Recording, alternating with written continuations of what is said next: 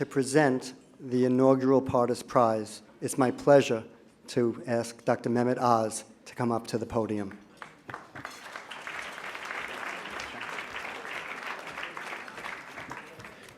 So in that video, you saw a brief image of Dr. Pardes when he was graduating from medical school, so I thought I'd start there. It was 1960, which was a very good year. Besides having Dr. Pardes graduate from medical school, I was born that year. And I pointed out, just to give you an idea of the wide swath of lives he has influenced. So I'm here to present the Nobel Prize of Psychiatry, of mental health. It actually, I think, is the right place to deliver it, the right person to deliver it to. And I wanted to spend a little time talking about the different characteristics that were identified in the letter that I received inviting me to take part of this great honor. It first of all emphasized, and I got to mention that Herb is like absolutely, exactly nobody else. He's a unique person, as all of you who know him well can appreciate. He's an educator. Certainly you saw the images of Columbia University.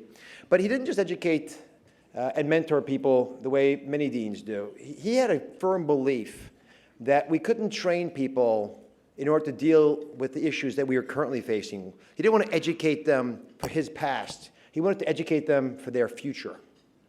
So he invested a lot of resources, not just money, emotional resources, to give us the freedom to innovate and do things that were unheard of. He would give us enough rope, not quite enough rope to hang ourselves, but enough rope to be able to go out there and do things that maybe were a little different.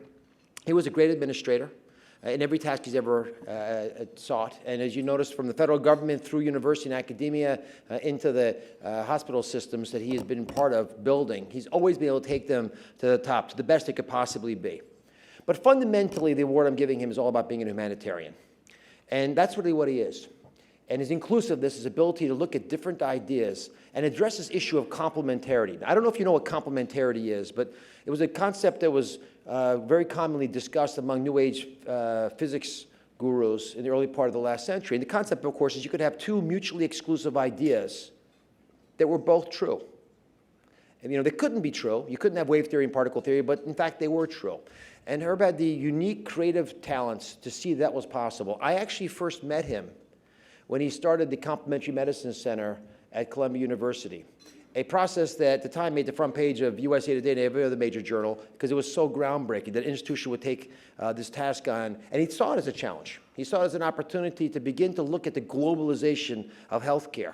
And I traveled with him to see philanthropists. I'd see him roll his sleeves up and get dirty, dealing with the politics of academia. The challenge is getting people to bend their mindsets a little bit, recognizing that the arc of truth would always bend in the right direction.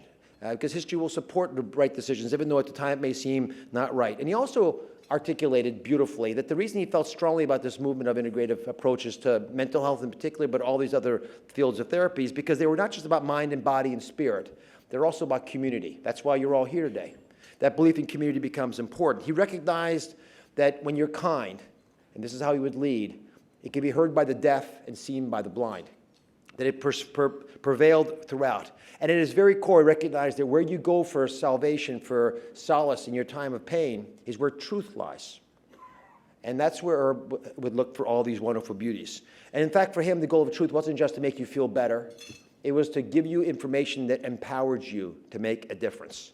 Now, throughout all this, and you could rely solely on his left-brained intellectual capacity, he highlighted the fact that at the very end, people don't frankly care how much you know, unless they know how much you care. He always cared. He was always there, always willing to lead.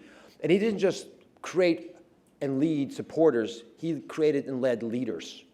And the list was too long for me to mention today, but the number of people that he has turned out into the world to make a difference in our society, it goes way beyond the confines of medicine or of mental health. And I think he was successful at that because he never wanted us to be perfect. He wanted us to be excellent, and they're not quite the same. He never let the mission in search of perfection paralyze this system. So, Herb, to use an Irish proverb, although neither you or me are Irish, when I count my blessings, I count you twice. So thank you for being here, and thank you for coming up here to receive this award, and for all you have done.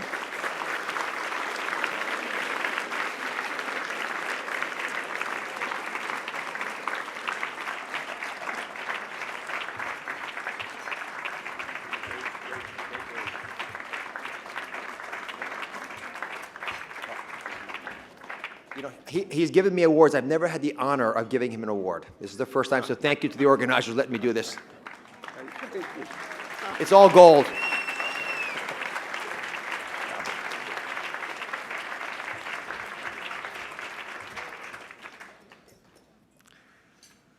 I want to tell you a story about Mehmet Oz. Mehmet Oz, who's had a phenomenal career, known to God knows the whole world, one of the most well-known doctors. About, I'd say, 8 to 10 years ago, there was a man who came up to Presbyterian from the South, and he had serious heart disease. And he was told, why did you go to Columbia Presbyterian and see if they can do a transplant, heart transplant?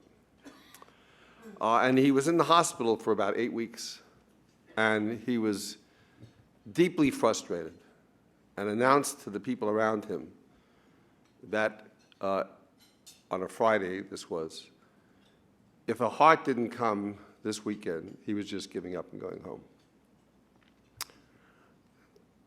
Amazingly, a heart appeared, and people scurried around rapidly and said, who's his doctor?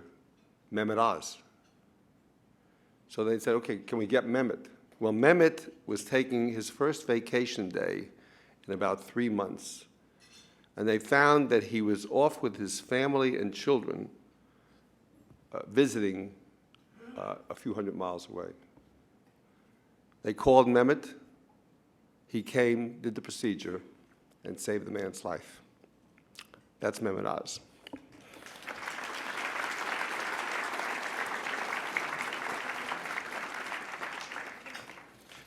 In 1953, as a Rutgers College sophomore, I went on an off-campus visit to a state hospital. For the first time, I encountered mental illness. I witnessed a man completely naked in a closed room. The only other thing in that room, besides the walls, was the feces smeared on the walls. This was my introduction to mental illness.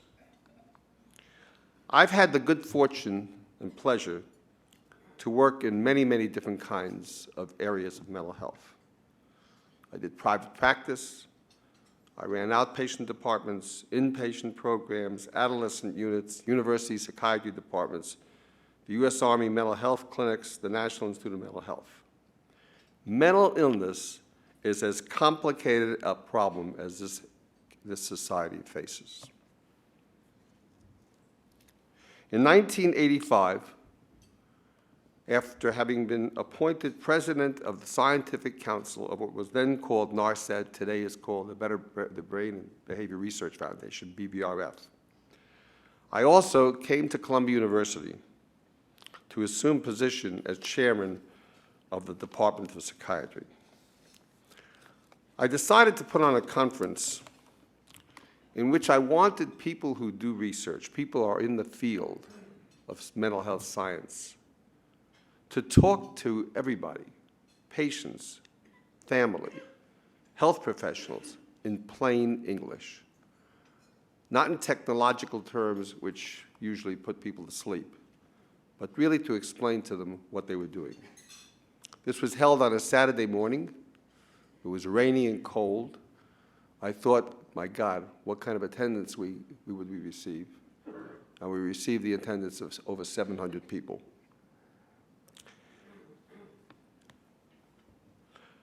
I wanted to see a reduction in the prevailing tension between patients, families, and psychiatrists. That tension was in part precipitated by outdated hypotheses in the psychiatric community. And these included centrally the idea that major psychiatric illness was simply the responsibility and fault of parents. The term schizophrenic parent was prevalent in those years. During the meeting, I met two friends, Steve and Connie Lieber, who told me they had a child who had psychiatric problems, and they wanted to do something about research on psychiatric illness. It was apparent that what they wanted to do was something nationally, perhaps even internationally based, not necessarily exclusively connected to any one institution. I introduced them to NARSAD, as I said, the BBRF. NARSAD, early in its development in the early 80s, was considering whether to launch a research grant program with $50,000 in grants. From that beginning to today, as you heard Jeff say, NARSAD has raised over $320 million given to scientists throughout the world, regardless of discipline, regardless of country, with only one primary criteria. Would this be quality research? Would this be a quality researcher? And so they set it up to launch young people's careers, to support ideas from senior scientists, which might be risky and not as readily entered into by the federal government, and to give support to long-standing, hard-working, mid-career scientists who are productive and really some of the very foundation of psychiatric research in the country. I was pleased to be involved from the time I was at the National Institute of Mental Health in fostering the patient and family movement, which involved the National Alliance for the Mentally Ill, NARSAD, the Depression and Manic Depressive Association, and many others focusing on a wide variety of psychiatric problems such as anxiety and obsessive-compulsive disease. There's no question that we've come a long way from the time when human beings were kept in such horrendous conditions as I witnessed in that New Jersey hospital as a college sophomore. But on the other hand, there's so much to do. We've got a long way from being there.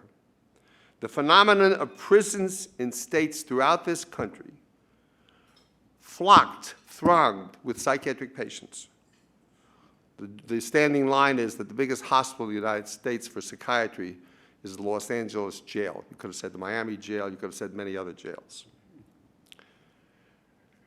In addition to that phenomenon, disturbing phenomenon, we also have the shrinking of psychiatric facilities. We just had one very distinguished California institution close its psychiatric unit. We've had state hospitals close. That doesn't mean we needed as many as we had before, but they closed. A reduction in treatment capacity and the challenge of getting reimbursement for mental health care. All of these issues weigh on us. Let me come back to our two friends, Steve and Connie Lieber. They evolved from interested parents trying to learn how to help to international leaders with extraordinary involvement. They committed their resources, not only financial, which were remarkable, but also their personal devotion and dedication, 24/7, 365 days per year to this cause. I can't say enough about Steve and Connie and their wisdom, their generosity, their commitment, their selflessness. They look for nothing in terms of their own self-promotion or recognition. They simply do things to help other people.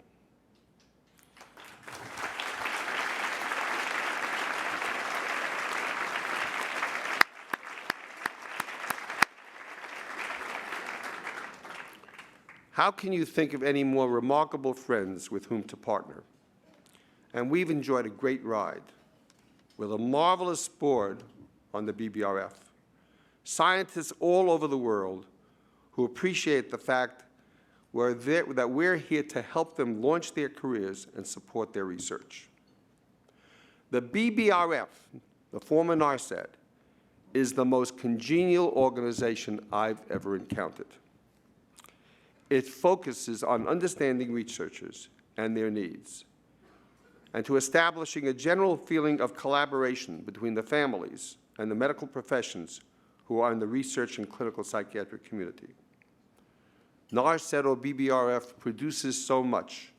And now, with a new marvelous president, Jeff Bornstein, a great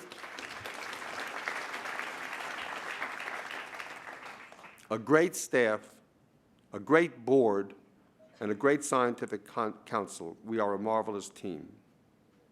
I think one can understand Connie and Steve's attitude, and really the attitude of virtually all the people who participate in BBRF.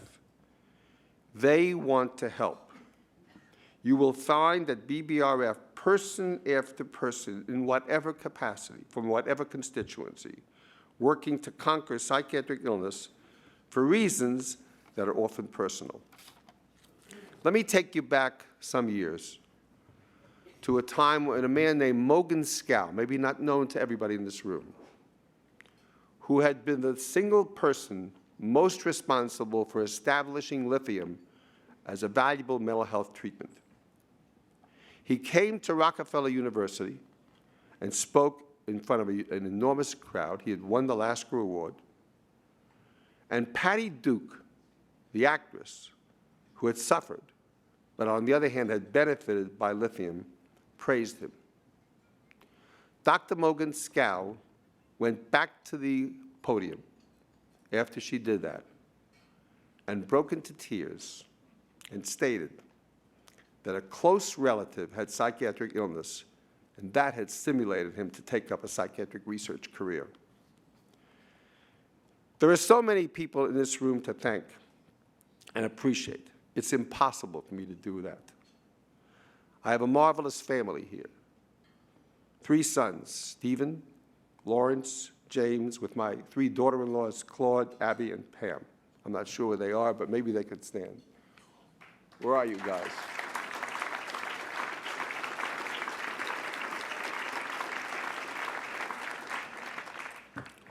I have a brother, Stephen and Marion, who is his wife. Where's Stephen and Marion?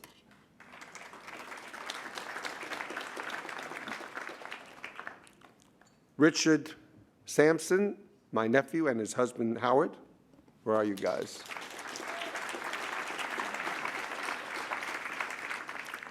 Judy and Wayne Siegel, my cousins. And countless others in this room who are such close friends that it's hard to distinguish them from family. I'm also fortunate to have as my better half a unique and remarkable partner, Dr. Nancy Wexler.